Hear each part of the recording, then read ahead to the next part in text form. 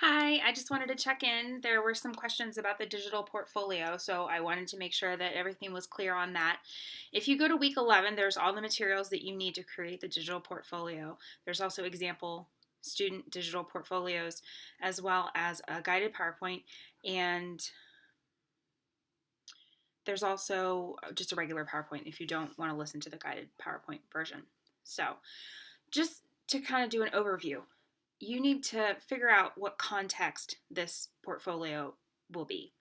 For some of my students, they're non traditional students, and so they're already in the working world. And so maybe they're going to be using this portfolio to get a, a raise. So maybe they wouldn't be applying for a new job, but they'd be trying to make grounds for the fact that they deserve a higher pay. So, and then for some of my traditional students, maybe this is their first job or they're looking for the first job out of college. And so a lot of their materials are going to be exemplifying kind of what they're able to do within their discipline. So if they're an engineer, maybe it's a lot of the products that they are, projects that they have created. If it's a nursing student, maybe it's an example of a patient report that you've taken, or lab reports, or whatever is kind of appropriate. Like, part of this assignment is researching what is appropriate for your field. Meaning, if I'm a nurse, what should a career portfolio look like? If I am an engineer, what should a career portfolio look like? And that would be best done by talking to a mentor or someone in your field who you could kind of chat with and say, do you have a career portfolio? Do you have a LinkedIn page? What kind of materials do you have on there that you share with other people that you've created? Okay. So everyone's portfolio is going to look different. Ideally, I would have you have a digital portfolio. Obviously, this is an online class, and so it needs to be one whole document, or it needs to be a website. And there's a number of websites that you can use. Wix is one of them. There's also WordPress is another one. And just a quick overview. These are the materials that you have to have. You have to have your resume, and I would update it based on feedback that you receive from your peer, and if you agree with the feedback I provided, you could use that as well. You need a proposal or a formal report, some kind of visual aid or PowerPoint, and it doesn't have to be something that you created for our class. It could be something that you created for another class. Basically, I want you to consider, what is my best work? What would I take into a job interview? And that's kind of like what I do whenever I'm applying for a teaching position. I have my own teaching portfolio. So when I applied for the job at Pitt, I took this in. This is my teaching portfolio. I started with my cover letter. I have my teaching evaluations in here. I have, of course, in academia, your CV is your curriculum vitae, is your resume. I have my teaching philosophy. It's right there. Any kind of awards and honors, so like certificates and things like that. Letters of recommendation, is more awards.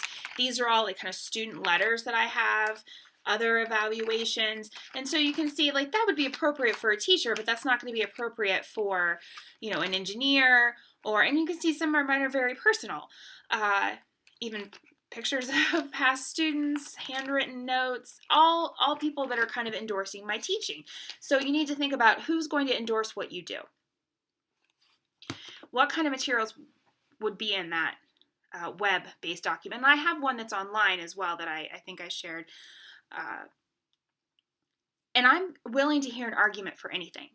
So if you want to sub out one of these documents and say, actually, for me as an engineer, I need to show you an example of this, rather than, what you're suggesting here.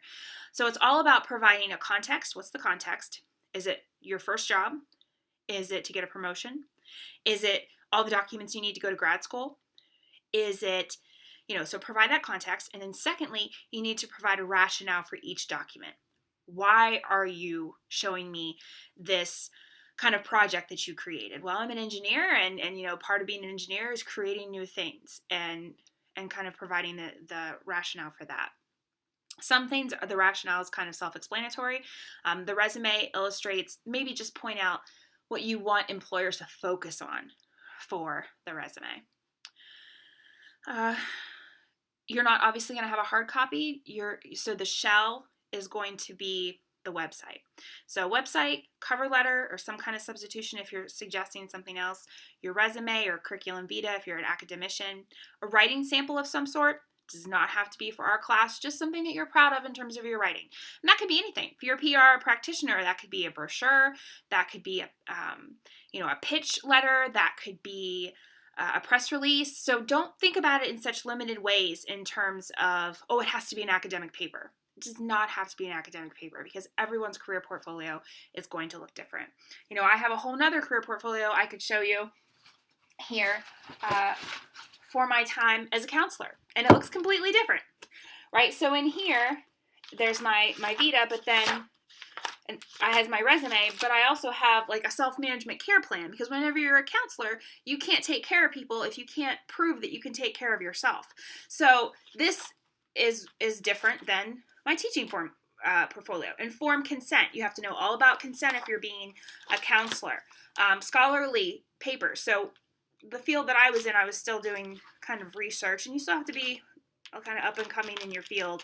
And then any kind of presentation examples, I still presented. So everyone's going to look different. References.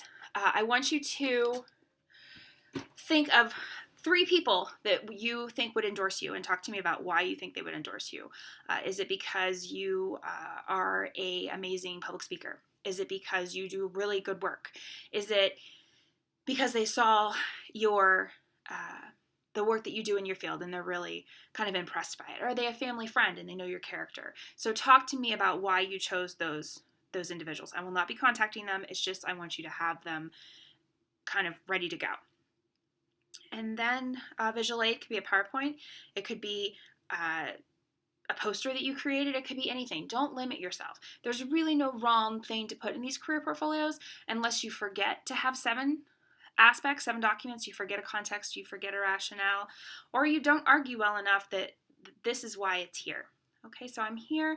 Let me know if you have any questions. Hopefully this was clear. It gave you a little bit more information, more in depth. Again, it gave me an opportunity to kind of get in front and say hi and actually teach a little bit. So let me know if you need anything. I'm here. Bye.